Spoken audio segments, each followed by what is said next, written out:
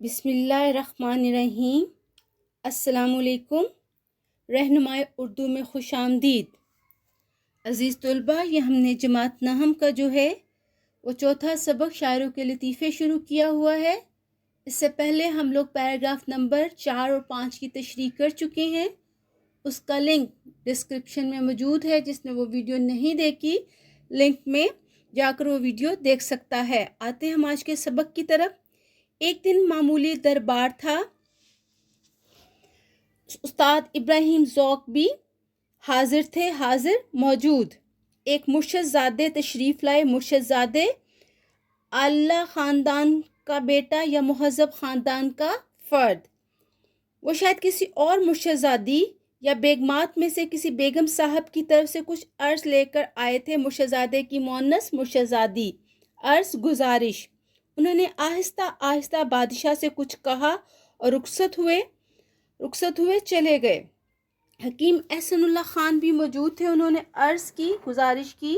صاحب عالم شہزادہ گانے دہلی کا لقب تھا، ٹھیک ہے۔ اس قدر جلدی آنا کیا تھا اور تشریف لے جانا کیا تھا؟ صاحب عالم کی زبان سے اس وقت نکلا، اپنی خوشی سے آئے نہ اپنی خوشی چلے۔ بادشاہ نے استاد کی طرف دیکھ کر فرمایا، استاد، دیکھنا کیا صاف مصرع ہوا ہے، صاف واضح۔ استاد صاحب نے بے توقف بغیر رکے، بغیر کو سوچے سمجھے جو ہے وہ عرض کی کہ حضور، لائی حیات آئے قضا لے چلی چلے۔ حیات زندگی، قضا موت، یہ الفاظ متضاد ہو گئے۔ حیات کا متضاد کیا ہوگا؟ موت۔ قضا، اپنی خوشی سے آئے نہ اپنی خوشی چلے۔ سب سے پہلے حوالہ متن، سبق کا عنوان شاعروں کے لطیفے، مصنف کا نام مولانا محمد حسین آزاد۔ اس کے بعد آ جائے گا ہمارا ہیڈنگ، ہماری حل لغت۔ اس میں ہم کالم بنائیں گے، الفاظ معنی کر مشکل الفاظ کے معنی تحریر کریں گے۔ اس کے بعد سیاق و سباق۔ آزاد اردو کے صاحب طرز نثر نگار ہیں۔ یہ پیراگراف ان کی کتاب آب حیات میں سے لیا گیا ہے۔ تشریح طلب اقتباس سے پہلے جو ہے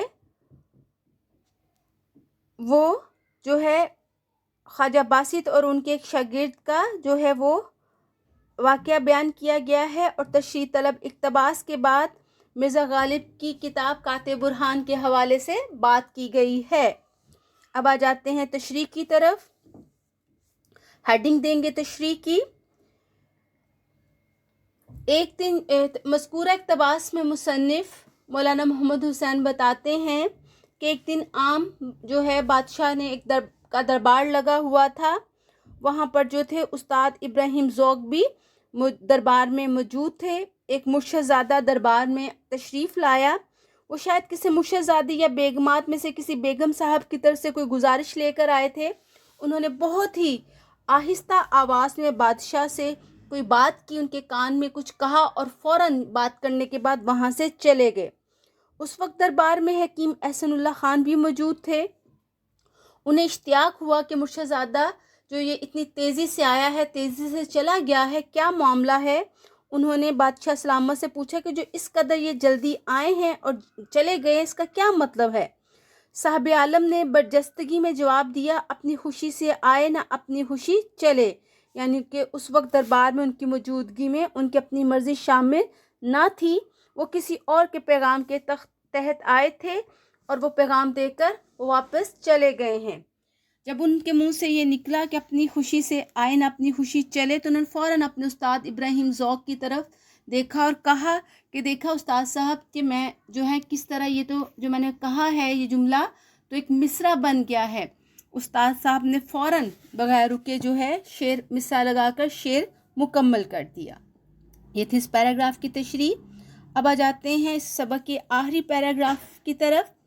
مرزا غالب کی کتاب کی کاتب برہان، یہ ان کی فارسی کی لغت کی کتاب انہوں نے لکھی، تو اس کا نام انہوں نے کاتب برہان رکھا تھا۔ بہت شخصوں نے جواب لکھے ہیں، لوگوں، بہت زبان درازیاں کرنا، باتیں کرنا، گستاخی کرنا، کسی نے کہا کہ حضرت آپ نے فلاں شخص کی کتاب کا جواب نہ لکھا. فرمایا بھائی اگر کوئی گدھا تمہارے لات مارے تو تم اس کا کیا جواب دو گے؟ لات مارنا، ٹانگ مارنا، دولتی مارنا.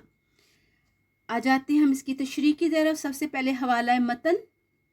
سبق کا عنوان شاعروں کے لطیفے. مصنف کا نام مولانا محمد حسین آزاد. پھر آ جائے گا حل لغت، مشکل الفاظ کے معنی کالم بنا کے لکھیں گے. پھر سیاق و سباق آ جائے گا. تشریح طلب اقتباس فاضل مصنف مولانا محمد حسین آزاد کی کتاب آب حیات سے اخذ کیا گیا ہے. تشریح طلب اقتباس سے قبل جو ہے مصنف نے ابراہیم ذوق اور جو ہے صاحب عالم کا جو ہے ایک واقعہ بتایا ہے. اب آ جاتے ہیں تشریح کی طرف. تشریح کی ہیڈنگ دیں گے.